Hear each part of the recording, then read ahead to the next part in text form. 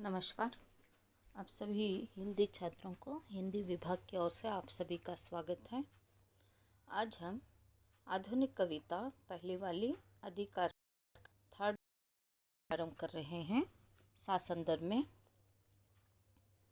वे सोने से नयन नहीं जिनमें बनते आंसू मोती, वह प्राणों की सेज नहीं जिनमें बेसुध पीड़ा सोती। प्रसंग ये आपके साथ संदर्भ में 3 आधार दिए गए हैं, जैसे प्रसंग, भावार्थ और विशेषता लिखना है। यहाँ पर प्रसंग में उपयुक्त पद्यांश हमारी पाठ्य पुस्तक साहित्य गौरव में संकलित आधुनिक कविता अधिकार से उदित है। इसके रचिता है महादेवी वर्मा। अब आपको भावार्थ उपयुक्त पंक्तियों में कवियत्री कह रही है कि वे नयन सूने नहीं रहते जिनमें आंसू न आ जाएं। बिना आंसुओं के सूने नयन की कोई महत्व नहीं। उन प्राणों का भी कोई मूल्य नहीं जिनमें पीड़ा ना बसती हो। कवियत्री कह रही है कि पीड़ा और दर्द के बिना खुशी का कोई मूल्य नहीं। पीड़ा और आंसू से ही खुशी की पहचान होती है। उन सूने नयनों का कोई अर्थ नहीं जिनमें आंसू न आ जाएं, और न प्राणों का भी कोई अर्थ नहीं जिनमें पीड़ा करवटें न बदलती हो। इसका अर्थ इन्होंने कहा है, जिस तरह से आंसुओं के आधार पर जो आँखें हैं, अगर आँखों में दुख, दर्द, ये सारी चीज़ें ना हो और उसमें आंसू ना आए तो वो आँखें बेकार है करके ये कहते हैं, व्यर्थ है। पर वो आँखों में लोगों के लिए सुख का आधार से भी आंसू आते हैं, दुख के आधार में भी आंसू आते हैं। आँखें बहुत सी चीज़ें लोगों के सामने हो, अपने सामने हो, किसी के सामने बहुत सी बातें करती है। कौन? आँखें। वो आँखों से जो नयनों का अर्थ है आँखें, वो कहते हैं कि जिस तरह से उनमें जो आंसू बनकर आते हैं तो वो आंसू एक तरह से मोती के समान होते हैं, और वो आंसू जिस तरह से खारे पानी की तरह है, पर वो नमकीन पानी भी कह सकते हैं। जिस तरह से वो आँखों की सुंदरता उन आंसुओं से लगती है।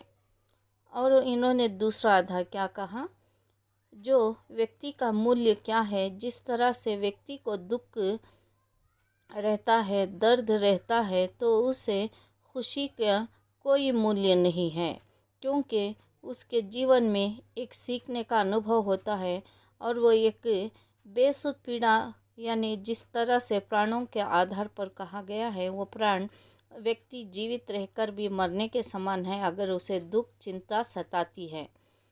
तो फिर वैसे ही इन्होंने कहा है, पीड़ा और आंसू से ही खुशियाँ की पहचान होती है। अगर आपको दुख होता है, उसके बाद जब आपको खुशी मिलती है तो उसके अनुभव ही कुछ अलग होने लगता है। अगर पहले सुख आकर बाद में दुख आता है, वो बहुत सा जीवन समाप्त होने का आधार होता है। पर यहाँ पर दुख आने के बाद सुख, खुशियाँ मिलती है तो उसका अनुभव ही अलग होता है करके यहाँ पर कवयित्री कह रही है।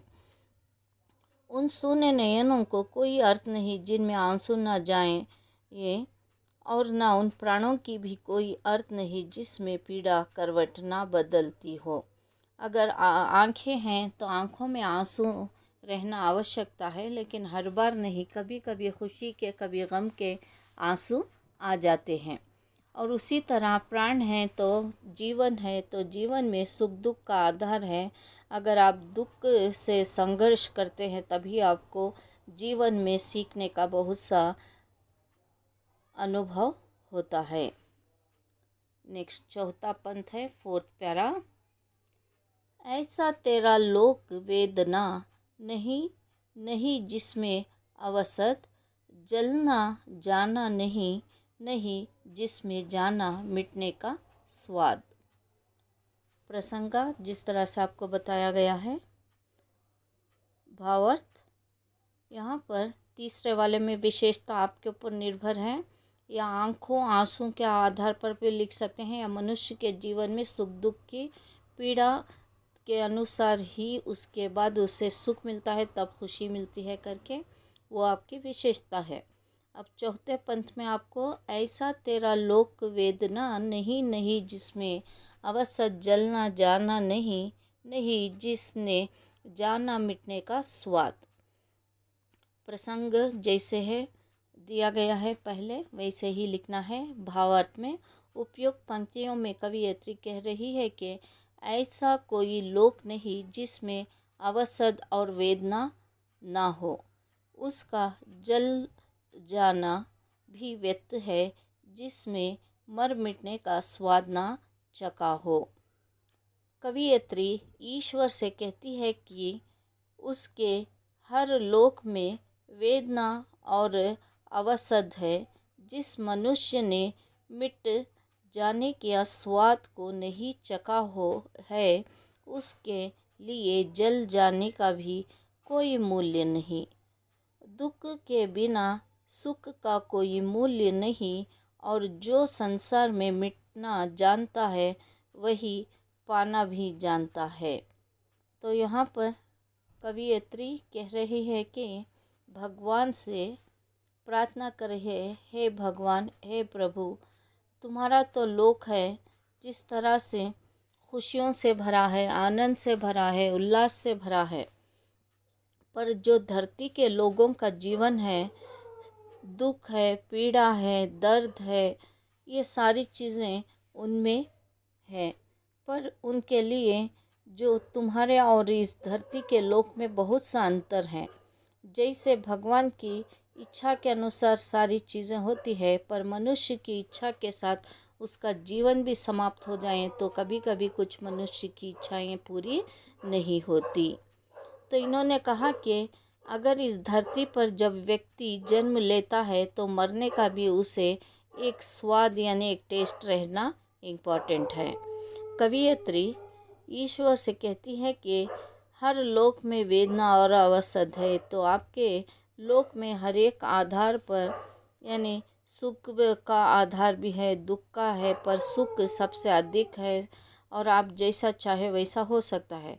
पर मनुष्य जब जीवन में धरती पर जन्म लेता है तो उसे पता चलना है कि दुख क्या है, दर्द क्या है, उसका मन कैसे जलता है, उसकी आंखों से आंसू कैसे आते हैं, उसका जीवन कैसा होता है, और फिर उसे दुख कैसा होता है। वो सारी चीज़ें क्वालिटीज़ जब समझेगा तभी उसे पता चलता है कि संसार कौन से रूप से कैसे चलता है, और संसार में रहने के लिए व्यक्ति को कैसा जीना पड़ता है, और व्यक्ति को दुख के साथ यानी दुख के बिना सुख कोई मूल्य नहीं होता है। अगर उसे दुख के बाद सुख मिल जाए तो उसका आधार अलग होता है। उसके जीवन में सिर्फ सुख ही रहेगा तो उसका जीवन का अनुभव नहीं होगा करके यहाँ पर कवयित्री इस कविता के अनुसार छात्रों को, पाठकों को समझा रहे हैं। अब इसके अनुसार आपके लिए ये कविता यानी जिस तरह से अधिकार में आपको 5 प्यारा है, 5 प्यारा में कोई भी एक भी प्यारा आ जाए तो उसका अंक 4 ही हैं। अब आपको इसमें विशेषता आपके ऊपर निर्भर होता है। मनुष्य के जीवन में सुख दुख का आधार हो सकता है, और मर मिटने का स्वाद आप इसमें विशेषता लिख सकते हैं। यहाँ को समाप्त होते हैं, ये कक्षा समाप्त करते हैं। धन्यवाद।